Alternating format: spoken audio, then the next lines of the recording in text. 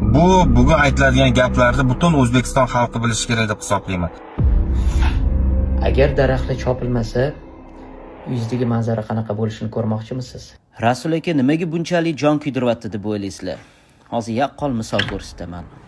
Germaniya, shahar, ko'p qavatli binolar. Lekin pastga qarasang, ko'z quvonadi, yashaging keladi.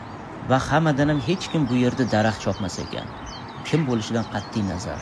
Shuncha o'rmoni bor, chopib tashamaysanmi, dachali qurib tashamaysanmi? Chunki bitta daraxt chopish bu yerda 50 ming yevrogacha shtraf, ya'ni jarimaga tortilishingiz mumkin ekan. Hozir sizga mana do'mi tegini ko'rsataman.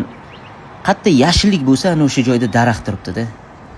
Hech kim o'ylamaydi, bu baland qavatli, kim ashaqa parkovka quraylik, odamlar 100 kilometr nariyoqqa parkovka qilib kelsa kelsin-u, lekin tabiatga zarar yetmasin. Shunda mana bolajonlar toza havodan va kelajak avlodga mana shunaqa chiroyli tabiat qoladi.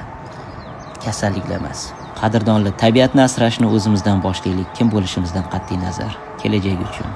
Daraxtlarni chopishni to'xtatsa, balki bizda ham shunaqa chiroyli tabiat bo'larmidi? Kim qo'shiladi?